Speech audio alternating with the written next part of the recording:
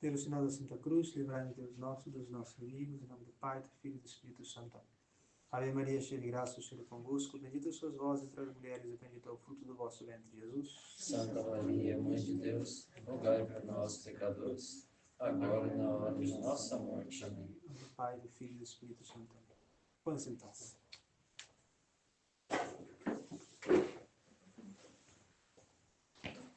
Considerações sobre a paixão de nosso Senhor Jesus Cristo, do livro A Paixão do Senhor, do Padre Luís de la Palma. Jesus diante de Pilatos. A situação era fora do comum. Aquele homem, Jesus, dias antes falava no templo com majestade. Tinha sido recebido triunfante em Jerusalém, com aclamação jamais vista. Tinha feito vários milagres e muitos o seguiam. Era considerado um grande profeta e agora estava preso e maltratado como um malfeitor. Sem dúvida, a população estava confusa e esse fosse o assunto principal na cidade. Todos queriam presenciar o acontecimento tão incomum. É provável que Pilatos tenha recebido a notícia da noite anterior e, como homem prudente, estaria se preparando para tratar do caso. Os sacerdotes chegaram à praça do pretório e subiram ao pórtico por uma escada, mas não entraram no pretório para não se contaminarem e poderem comer a Páscoa. Os sacerdotes ficariam impuros por pisarem no pretório, no entanto, não se consideravam manchados por entregar Jesus à morte. Portanto, ficavam no lado de fora e entregaram o Senhor aos oficiais romanos para que o levassem ao governador. Desculpando-se por este motivo religioso, não por terem entrado, pediram a confirmação e a execução da sentença de morte, pois o caso era tão grave que tinham vindo pessoalmente. Jesus compareceu diante do governador.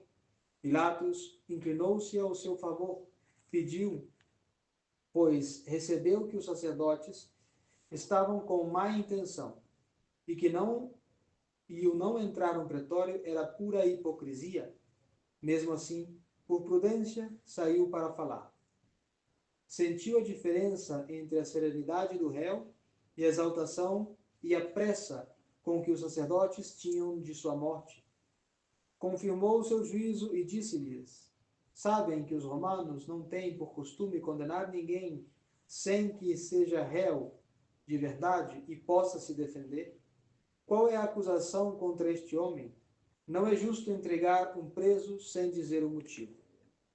A observação do procurador romano parece que não agradou, pois implicitamente os taxava de incapazes e injustos. Aborrecidos pela ressalva, exaltados e cheios de soberba, disseram: se ele não fosse um malfeitor público, nós que somos sacerdotes e escribas, não entregaríamos em suas mãos. Basta que estejamos aqui, para que não tenha desconfiança de nossa rendição. Para saber se Jesus era um malfeitor, seria necessário perguntar aos que foram libertos dos espíritos imundos, aos doentes que foram curados, aos leprosos que foram limpos, aos surdos que foram curados da sua incapacidade e agora o escutam, os cegos que tinham recuperado a visão e aos que foram ressuscitados. Caso Pilatos tivesse mais informações, saberia que na realidade Jesus era um benfeitor do povo. O cego, que com um pouco de barro recobrou a vista, o paralítico, que depois de 38 anos pôde novamente andar, a menina ressuscitada diante dos pais e os 3 apóstolos. Essas testemunhas poderiam dar parciais, mas existiam outras testemunhas. Toda a cidade de Naim, os presentes na ressurreição do filho da viúva e de Lázaro, todos aqueles que foram saciados com pães e peixes no deserto, quase toda Jerusalém, para legitimar a maldade, precisavam de falsas testemunhas. Mentiam e não conseguiam nenhuma acusação contra o Senhor. Os sacerdotes estavam aborrecidos e magoados, porque Pilatos pedia provas e todo o povo estava agradecido pelos benefícios que Jesus tinha feito. Consideravam-se tão importantes que pretendiam que Jesus fosse cravado na cruz somente porque era a vontade deles. Com essa resposta dos sacerdotes, Pilatos inteligentemente percebeu toda a soberba e arrogância e que havia ódio e parcialidade para desejarem, sem provas, matar um homem que era considerado santo e profeta. Devia haver uma razão mais profunda. Com muita astúcia respondeu: se este homem é um malfeitor, tomai-o e julgai-o vós mesmos segundo a vossa lei. Acredito que não pediriam a morte a um homem inocente, mas não posso condená-lo somente por causa da vontade de vocês. A lei existe, e essa lei exige uma acusação formal com provas. Se o código de vocês permite condenar um homem tão depressa, sem o ouvir a defesa, façam como quiserem. Eu não impedirei. Os sacerdotes replicaram: não nos é permitido matar ninguém. Talvez tenha dito isso por causa do domínio romano, que lhes tirava o poder, pois a lei judaica permitia em alguns casos, ou porque, sendo Páscoa, não podiam executar a sentença. Mas, possivelmente, pensavam na crucificação, introduzida na Judéia pelos romanos, que seria a morte mais desejada, pois era a mais humilhante. Com isso queriam dizer: os delitos deste homem são tão atrozes que não é suficiente castigá-lo com uma morte simples. Merece a crucificação, e se houvesse uma mais dura, essa seria a forma. Nós não podemos crucificá-lo, pois isso é contra a nossa lei. Portanto, apelamos ao governador. Assim se cumpria a palavra com a qual Jesus indicou de que gênero de morte havia de morrer, crucificado pelas mãos dos gentios na Páscoa. Vendo que Pilatos queria uma acusação formal, deram-lhe uma.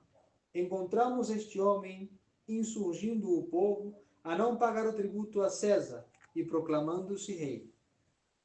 Acusavam de incitar o povo, que proibia o pagamento a Roma, pois o povo eleito não devia subordinação ao imperador pagão, e por fim, que se proclamava rei. Sabiam os judeus que toda a acusação era uma mentira. Como podia prover uma revolta quem nunca participou de reuniões secretas? Falava abertamente no templo e nas sinagogas, onde dizia exatamente o oposto, que obedecessem os fariseus e os escribas, pois eles ocupavam o lugar de Moisés. Quando foi preso, estava rezando. Em relação aos impostos, quando foi perguntado se era lícito pagar, respondeu: dai a César o que é de César, e a Deus o que é de Deus. Os próprios publicanos eram testemunhas de que ele mesmo pagava os impostos. Quanto ao se fazer rei, respondemos o que lembra Jesus, percebendo que queriam arrebatá-lo e fazê-lo rei, tornou a retirar-se sozinho para o monte. Os sacerdotes pretendiam ocultar o verdadeiro motivo, pois, se proclamar filho de Deus perante o gentil, não seria pretexto para enviá-lo à morte. Então o acusaram, usando um motivo que preocuparia mais o governador: entrar em contra o César e os impostos. Pilatos centrou-se na acusação de que se fazia rei, pois era evidente que, sendo rei, seria contra César e os impostos. Temendo desordem dos populares, por prudência, entrou no pretório para examinar Jesus. Pilatos era gentil, mas vivia há alguns anos em Jerusalém. Conhecia a fama de Jesus e tinha ouvido falar sobre a espera de um Messias que seria rei.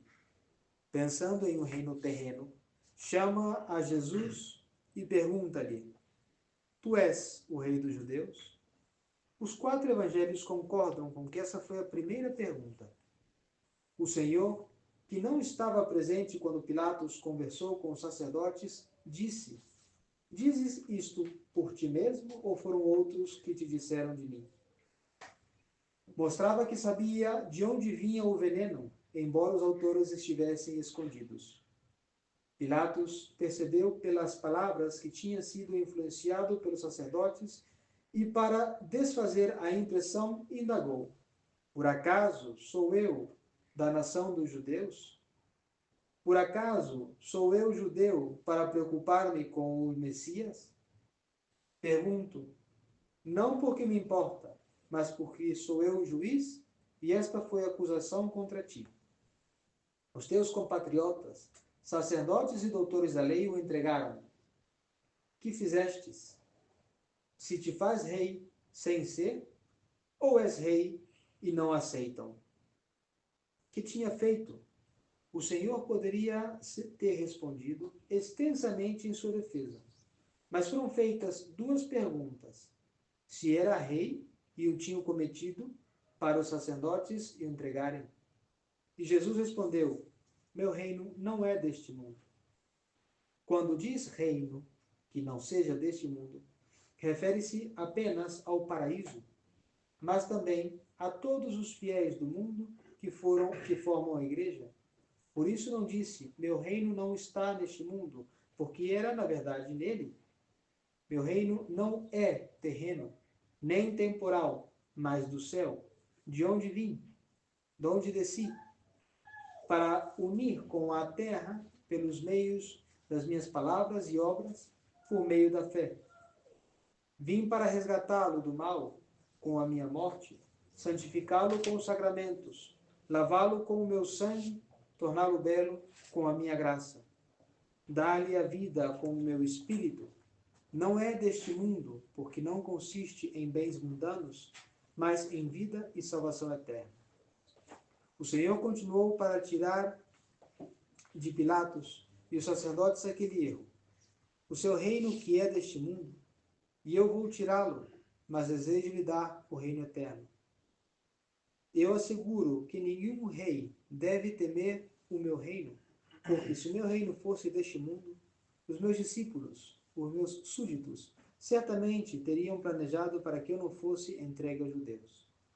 Estou tão longe dessas coisas, disse nosso Senhor, que adverti um dos discípulos para que guardasse a espada. Não, o meu reino não é deste mundo. Pilatos ficou mais calmo, pois embora o Senhor tenha dito por 3 vezes que era rei e tinha reino, deixou claro que não era daqui e não estava conspirando contra o César. Perguntou-lhe então Pilatos, és, portanto, rei? Jesus respondeu, sim, eu sou rei. E respondo pela 2ª vez, é para dar testemunho da verdade que nasci e vim ao mundo. Todo o que é da verdade, ouve a minha voz. Do Pai, do Filho e do Espírito Santo. Amém.